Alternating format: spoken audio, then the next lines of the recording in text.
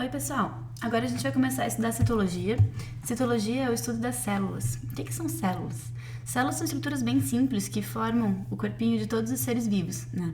Existem alguns seres vivos, como por exemplo as bactérias, que são unicelulares, ou seja, elas são formadas por uma célulazinha só, né? Agora, os animais, como a gente, né? Nós homens somos considerados animais, e as plantas são seres vivos que a gente considera como sendo multicelulares, ou seja, são compostos por várias células.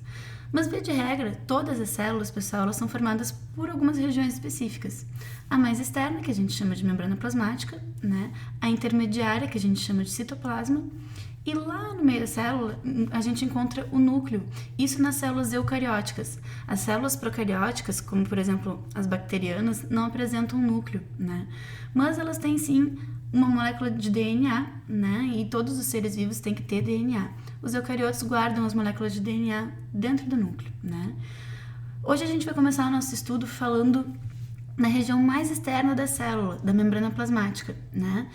E todas as células, pessoal, têm membrana plasmática e ela tem mais ou menos a mesma conformação bioquímica. A gente vai começar a falar, pessoal, de composição da membrana plasmática. Então a gente vai dar uma resgatadinha lá na bioquímica para falar melhor sobre isso. Vocês já devem ter ouvido falar de fosfolipídios, pessoal. Os fosfolipídios são moléculas orgânicas, né, formadas por duas regiões específicas. A primeira região, que está aqui representada em verdinha, ela tem um grupamento polar, né? Esse grupamento polar, ele interage com a água. A gente chama ele de grupamento hidrofílico. Filos significa amigo de, né? Significa que essa cabecinha hidrofílica aqui, ela gosta de água, né? E ela também tem, pessoal, esse fosfolipídio ele também tem duas caudas que a gente chama de caudas hidrofóbicas. Phobos, né, vem de medo de. Então significa que essas duas caudas, ela tem medo de água.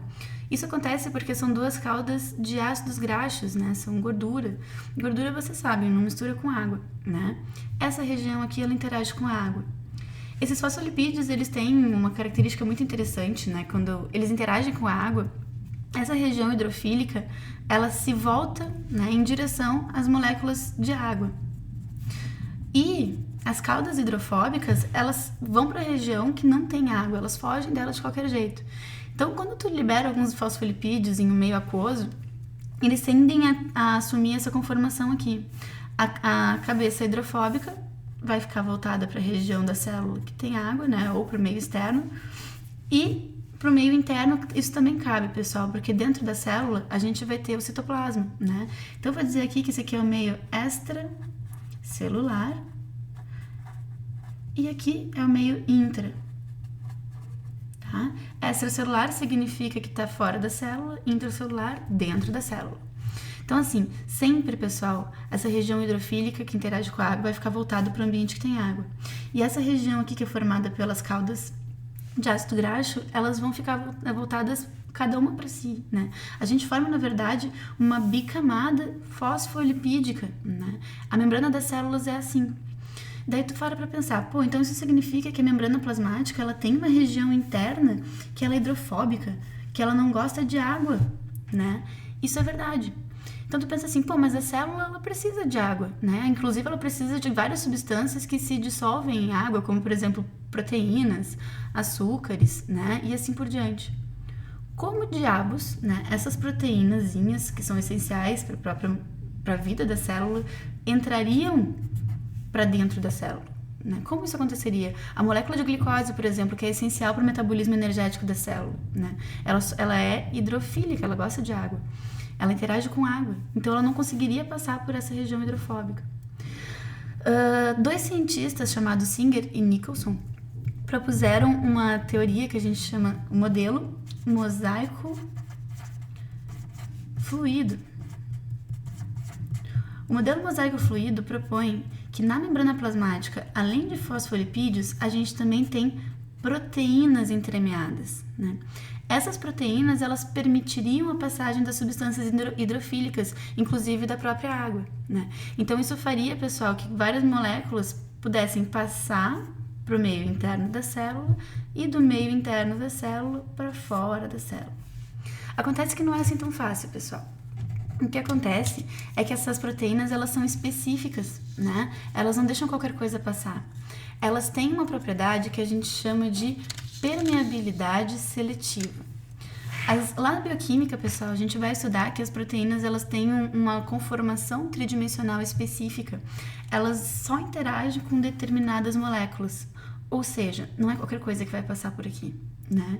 Por isso que a gente diz que, olha, a célula permite que algumas coisas entrem ou saiam dela, mas apenas as coisas que teriam afinidade com essas proteínas. Tá? Essas proteínas elas não funcionam apenas como canais, muitas vezes a gente tem proteínas aqui que poderiam ser consideradas enzimas, né? Enzimas são proteínas que realizam reações químicas. Ou então, por exemplo, a gente pode ter proteínas que servem para fixar algumas substâncias na membrana plasmática, né, de interesse. Tá, pessoal? Mas então esse é o modelo mosaico fluido, tá? Acabamos de ver como é que funciona a composição bioquímica da membrana plasmática. Os dois caras que desenvolveram essa teoria do mosaico fluido foram Singer e Nicholson, tá? Eu sou péssima pronunciando esses nomes, né? E vocês não se esqueçam, tá, pessoal? Sempre que a gente falar em membrana plasmática, vocês lembrem, essa região hidrofóbica, ela não permite que substâncias que interajam com a água, né, substâncias polares, passem com facilidade para dentro ou para fora da membrana plasmática. Por isso, nós temos proteínas entremeadas que servem para facilitar esse processo, tá, pessoal?